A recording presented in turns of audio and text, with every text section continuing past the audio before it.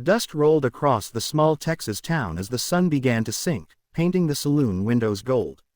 The cowboys gathered around the poker table, laughing loud enough to drown out the piano's tune. When the new guy, Eli Carter, walked in, tall, quiet, wearing a hat that hid his eyes, they saw an easy target. "You're new here, huh?" One man grinned. "Then pick yourself a girl from the saloon tonight. Any girl you want, cowboy." The crowd laughed, waiting to see his shame. Eli's gaze swept the room slowly. Every girl smiled or twirled her dress, hoping he'd pick them, every girl except one. She sat alone in the corner, her hands folded, her eyes fixed on the floor. Her name was Clara May. The others whispered about her, mocking her weight, calling her too big for the dance floor, too plain for men like him. Eli tilted his hat slightly, then said softly, "Her. The one you call too big." Laughter exploded like gunfire. "You gotta be joking, son." Someone hollered, slapping his knee. "You really want her?" But Eli didn't blink. "I said her," he repeated, his voice low, calm, and steady. Clara lifted her eyes then, confused and trembling. She hadn't been chosen for anything in years. Not for dances, not for glances, not for kindness. Eli stepped toward her, ignoring the laughter behind him.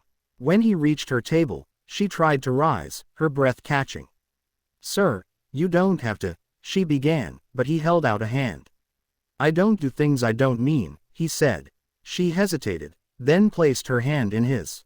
Her skin was warm, her pulse fast. The piano fell silent as they crossed the room together. Even the laughter faded to uneasy whispers. There was something about Eli Carter's eyes that made men stop grinning.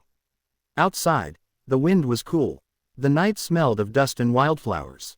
"Why'd you do that?" Clara asked, her voice small but steady. "They were making fun of me." Eli looked at the stars instead of her face. "Because I've seen the kind of folks who laugh loudest," he said quietly. "They're the ones hiding the deepest emptiness." She didn't know how to respond, so she just looked at him, this stranger who defended her without reason. As they walked down the dirt road, Clara told him she worked at the saloon to survive after her father's farm burned down. "Men come and go," she said. "Some kind, most cruel." I stopped expecting much. Eli listened silently, his jaw tightening. "Maybe it's time someone stayed," he said finally. She laughed softly, almost bitter. "Men don't stay with girls like me. Then they're blind," he murmured. They reached an old wooden fence near the edge of town.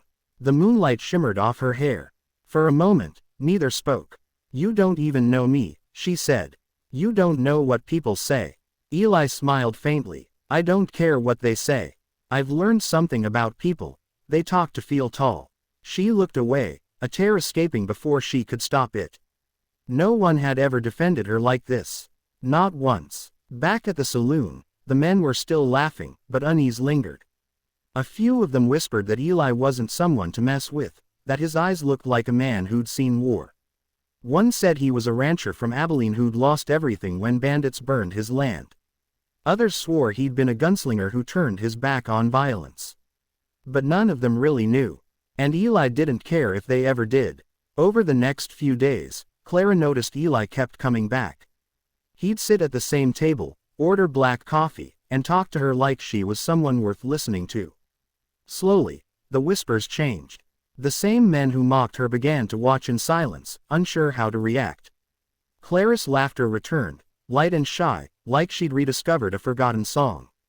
Eli never flirted, he just saw her. One evening, when the rain began to pour, Eli walked her home. She lived in a small shack behind the saloon. The roof leaked, the floor creaked, but she had flowers on the windowsill. "You make this place look alive," Eli said. "It's just scraps," she replied. "So am I." He stepped closer. "You're more than scraps, Clara May. You're what's real." The way he said it made her heart ache in ways she didn't understand. Rumors started spreading, ugly ones. Some said Clara used pity to trap the new cowboy. Others said Eli was using her to hide from someone.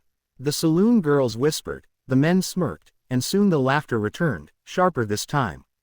Clara felt the old shame creeping back. "You shouldn't come here anymore," she told him one night. "They'll ruin you too." He just smiled. "Let them try." That same week, A group of riders came into town. Rough men, the kind who looked like trouble. One of them spotted Eli and grinned. "Well, look who crawled out of hiding," he said. The saloon went quiet. Eli stood up slowly, his hand hovering near his holster. "You boys don't belong here," he said. The man sneered. "Neither did your family, before we burned 'em out." Clara froze. The whispers had been true. Eli's past was darker than he let on. The men drew closer, boots heavy on the floorboards. "We ain't done with you, Carter," the leader growled. "You cost us good money when you walked away." Clara's voice trembled. "Eli, what's happening?" He didn't look at her. "Go outside, Clara," he said softly. "No," she whispered. "If they're here for you, they'll have to go through me." The entire saloon held its breath. Then, before anyone could move, the first shot rang out. Glass shattered. Men dove for cover. Eli shoved Clara behind the bar, drew his revolver, and fired with deadly calm. The room erupted into chaos, bullets, smoke, screams. When it ended, 3 men lay dead, and the others fled into the rain. Eli stood in silence, chest heaving, his hat low over his eyes. "You should have stayed away," he muttered. The sheriff arrived minutes later, lantern swinging in the rain. "What in God's name happened here?" he demanded. Eli didn't answer. He simply set his gun on the counter and said, "It's over." But Clara saw the look in his eyes, haunted, broken. The townsfolk whispered again, this time not in mockery but in awe. No one had ever stood up to that gang. Yet Eli looked like a man who'd lost more than he'd won. The sheriff cleared Eli of blame, calling it self-defense, but word spread fast. People who once mocked him now feared him. Clara became a ghost in the corner again, thinking Eli would disappear like everyone else had. But the next morning, he was at her door with a crate of wood and a hammer. "Roof needs fixing," he said. She blinked, startled. "After last night," he smiled faintly. "Sun still came up, didn't it?" Day after day, he helped rebuild her little home. When she protested, he'd shrug and say, "You gave me a reason to stop running." She didn't understand until one evening, as they sat outside watching fireflies, he told her the truth. "Those men worked for a man I used to ride with," he said. "We did things I ain't proud of. I left when I realized I was turning into them." Clara listened in silence, her heart breaking and mending all at once. "You're not that man anymore," she said quietly. "You chose differently." Eli shook his head. "People don't forget blood, Clara." She turned to him, eyes shining. "Maybe they don't, but I do. I see who you are now." Her words hit harder than any bullet he'd ever faced. He looked at her, really looked, and for the first time in years, he smiled like a man who believed he could be forgiven. But peace didn't last long. A week later, a stranger arrived with a black hat and colder eyes than Eli's. He rode a black horse and carried a bounty notice. "Eli Carter," he drawled, pinning the paper to the saloon wall. "Wanted for desertion, theft, and murder." The town gasped. Clara ran to warn him, heart pounding. Eli didn't seem surprised. "Figured they'd send someone," he said calmly. "A man I used to call brother." That night, the bounty hunter came to Clara's cabin. "Step aside, miss," he said coldly. "He's worth more alive, but dead'll do." Clara stood firm. "You'll have to shoot me first." Her hands trembled, but she didn't move. Eli stepped outside then, rain soaking his shirt. "She ain't part of this," he said. "Take me." The hunter raised his gun. "Don't worry, cowboy. I always finish my work." The gun fired, but not from the hunter's hand. Clara had pulled Eli's spare revolver from her apron. The bullet hit the man's shoulder, spinning him around. Eli lunged, knocking the gun away. A struggle followed, wild and desperate, until Eli's fist sent the hunter sprawling unconscious into the mud. When it was over, Clara dropped the gun, shaking. "I told you," she whispered. "They'll have to go through me." Eli looked at her in disbelief. "You could have been killed." She smiled weakly. "So could you. But you didn't walk away when I was being laughed at. Why should I walk away now?" He pulled her into his arms then, holding her tighter than he'd ever held anything. "You're braver than half the men I've known," he said against her hair. "No," she whispered, "I just love you enough to fight for you." They buried the hunter's badge behind the cabin and decided to leave town at sunrise. Where will we go? Clara asked as she packed her few things. Anywhere no one knows my name, Eli said. She looked at him and smiled.